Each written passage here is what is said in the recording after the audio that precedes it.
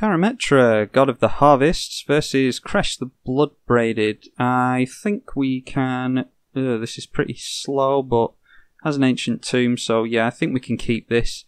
We'll just get the commanders situated here and hope that they don't jump out of position like they love to so much. Yes, we're on the play, so we will put that out. Go for a Birds of Paradise, or we could go for an Overgrowth next turn. Yeah, don't see why we don't just go for an Overgrowth next turn. Ancient Tomb. We will enchant the Sunpetal Grove with the Overgrowth. And we're actually online for a Karametra on turn 3 with that, I think. Yeah, our Karametra is 6/7 with Indestructible for 5 mana. It's a god and it needs Devotion to Celestia, Devotion 7 to Celestia in order to become a creature. When you play a creature spell, you can tutor for a forest or a plains. We'll see what that taps for. Yeah, that taps for 3, so we can actually get down Karametra first. And then we'll take advantage of this tutor for a land, which is Birds of Paradise. We'll trigger that. We'll always yes. We won't always yield because we don't always want to shuffle the top of our library. Sometimes we have something on top that we want to get hold of. And we will pass the turn to our opponent, doing pretty well at the minute, I think.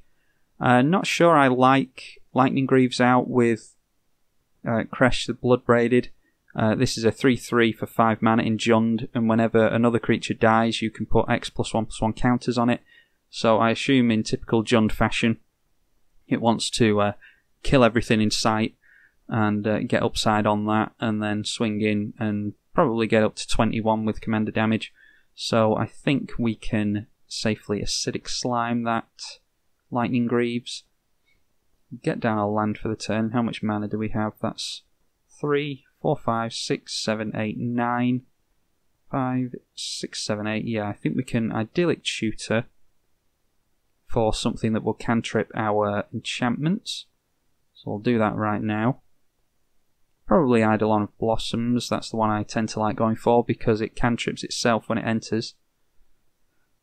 Eidolon of Blossoms, that's the one. But then again, it does die. I think I'm going to go for it. Whoa, the artwork has gone really weird on that. I think I'll go for Enchantress's Presence in the hope that our opponent actually has more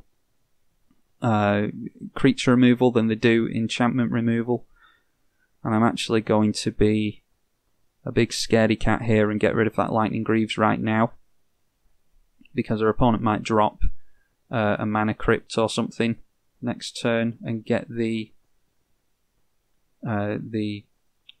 what's it called, Kresh out.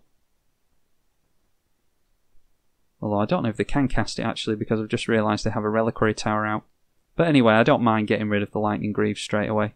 And we'll swing in for a huge 0 damage from the Birds of Paradise. Yeah, Kresh, it does just tend to be the one build that you just kill everything in sight and get a big Kresh, protect it somehow, and swing in through the creatures that are now in the graveyard. You should be able to get through with Kresh most of the time. It might be that our opponent just waits for board wipes. Aura of Silence is nice.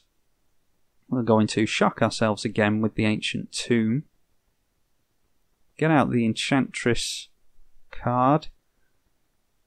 And then I think we'll go for Aura of Silence because it'll slow down our opponent nicely, I hope. I'll see what we draw into here. I think so far we're going for Ghostly Prison. Oh no. Marchesa Enchantress is very good. And I thought for a second we won't be able to cast it, but we can. And we'll get another white source from this. Oh, green and white, because we haven't played all our dual lands so far. And then we have Darksteel Mutation for Kresh if it decides to come out, and Ghostly Prison just to make it more difficult for our opponent to swing in.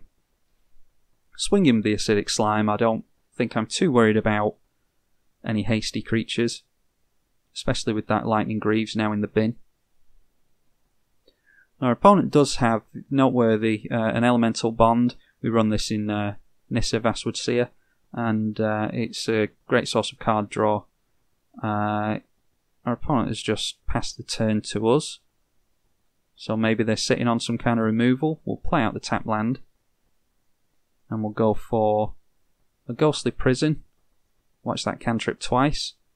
And there's so many Enchantress style effects in Magic. There's lots of different cards that you can play. I haven't actually counted up how many are in this deck, but once you get multiple versions of card draw effects off of enchantments, you can really really go to town with this deck. I think we will go for Ground Seal here.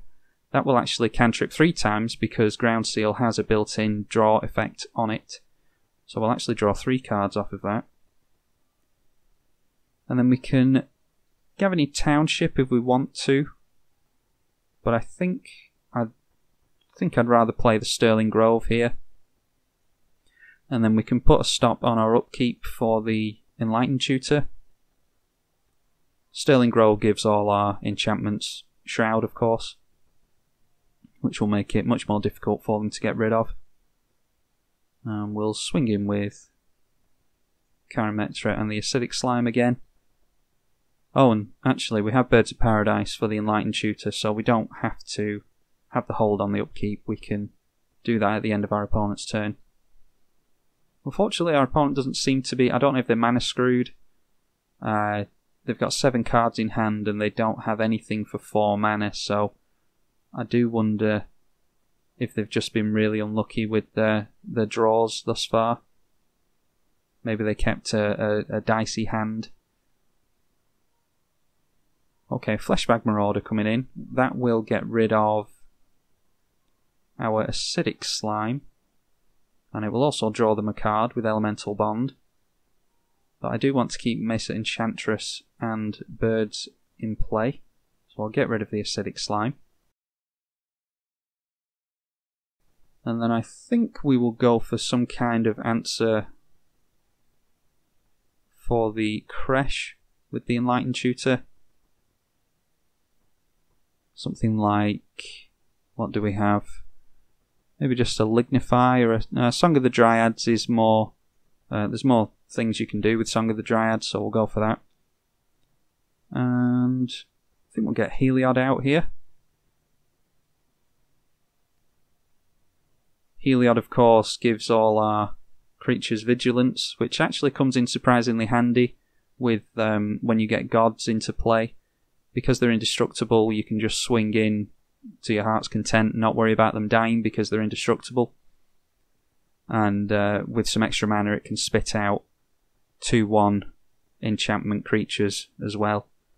We draw into the only enchantment, the only artifact even, in our deck, which is Sol Ring, so we'll get that into play. And don't mind getting a basic in here, so I'll just play that and tap it for... Actually, nope, we need white mana for the Karmic Justice. So we'll play that out right now. And get into Quarantine Field, which is not a bad draw at all. And I think we can just sit back on those. And as I stated, we can just attack in with everything. Everything has vigilance. And then pass the turn back over to our opponent. I assume they're just hoping for a board wipe at this point. Something that gets rid of these creatures.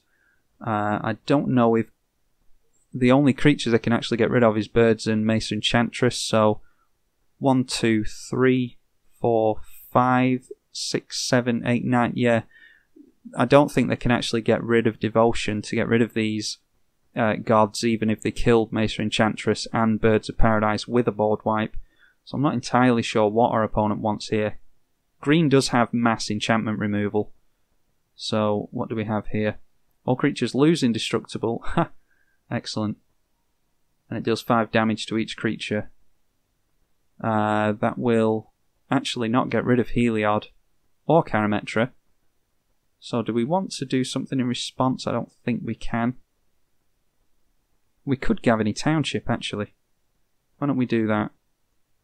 Gavany Township, just in case our opponent has some means of... Yeah, no, I don't think it would have gotten rid of all of our creatures anyway. It wouldn't have gotten rid of our gods, I mean.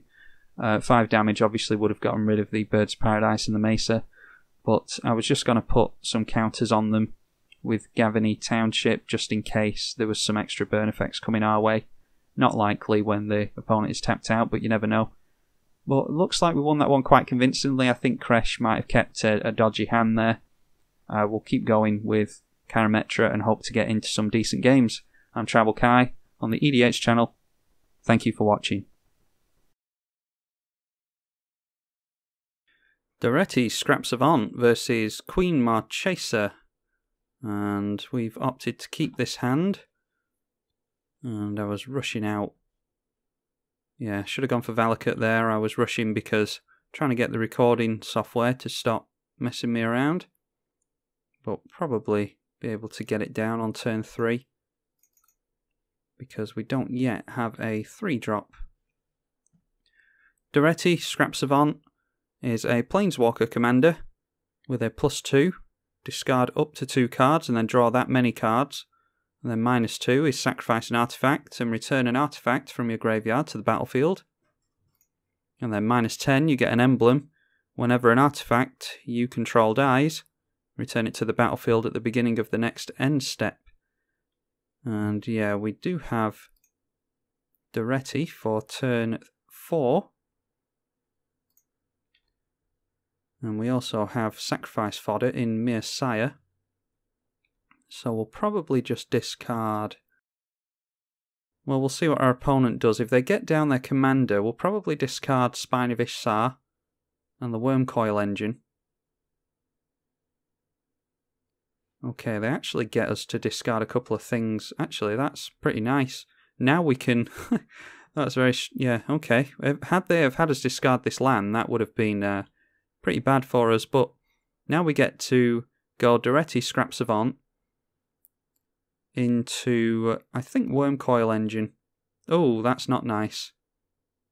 Yeah, scratch that then. Spine of Ishsar, we are a million miles away from. Yeah, we really need to spine that. So it might be...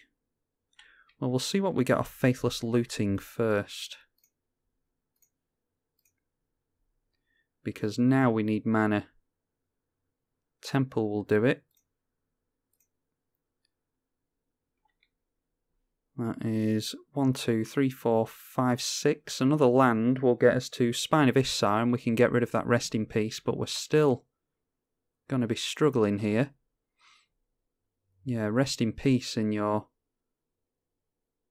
Well, I assume it's in your opening hand. It was one of the first cards you drew anyway, and that's pretty good going against a Daretti deck. Been seeing a lot more Queen Marchesa showing up online recently. Yeah, I've been playing her for... Well, I've been playing her since she came out, and never really seen anyone playing her, but she's become pretty popular all of a sudden, so... as an additional cost, we discard a card. Yeah, we can't make use of that, unfortunately. We just have to try and get into a land and get rid of that Rest in Peace, and then start trying to load up our graveyard again. And our opponent used Fatal Push on our creature. I think actually what we'll do is Tormenting Voice. Urborg, making things more difficult. We'll discard the Mirror Retriever.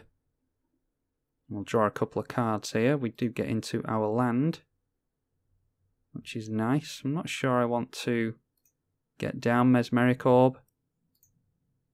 So we'll just pass over to our opponent. And next turn, luckily they only have a few cards left in hand as well. We might see their commander though. And that of course will introduce the Monarchy. I'm just looking at this land, I can't remember. 4 tap and sack, put the top 5 cards of your library into your graveyard and put an artifact card from a graveyard on top of your library. Okay, so it's just a little bit of self-mill.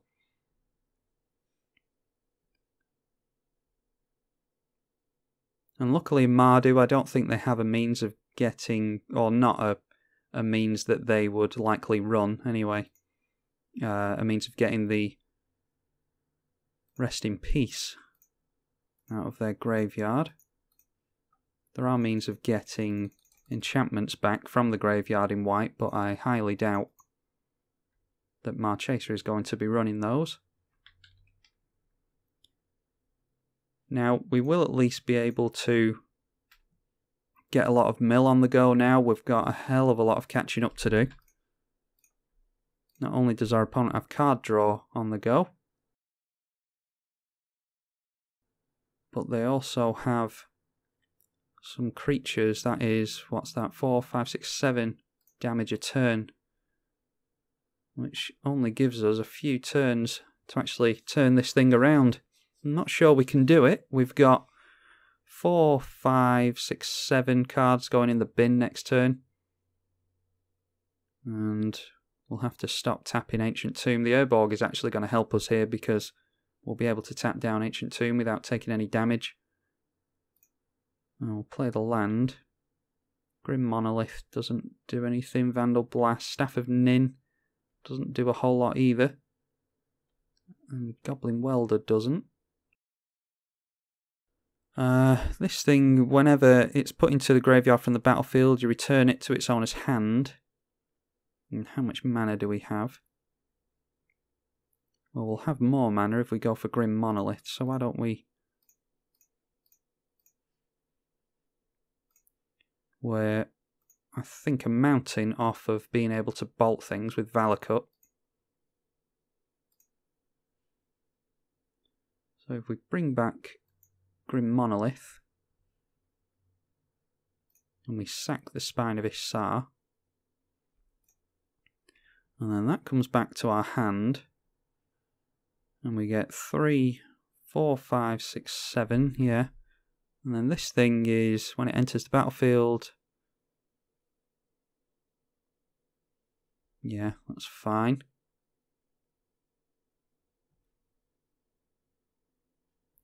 I think we just leave Queen Marchesa in play.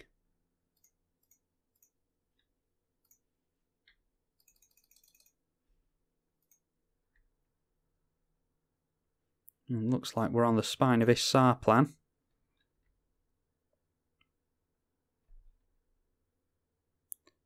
So I don't know if they go for Daretti next turn,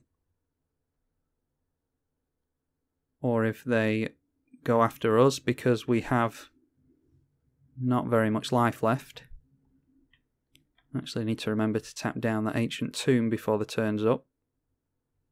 I'll actually do that the first chance we get because I don't think our opponent's too scared of 2 colourless at instant speed.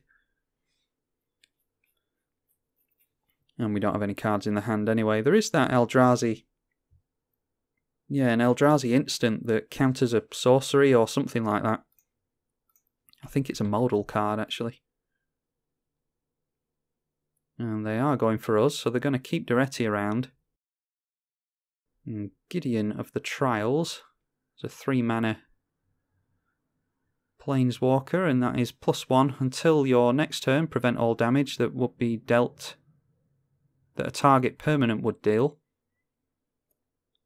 And then it turns into a creature, or you can get an emblem. As long as you control a Gideon Planeswalker, you can't lose the game, your opponents can't win. Alright, let's see what we got there. I dare say it was a whole heap of nothing. We got a lot of lands.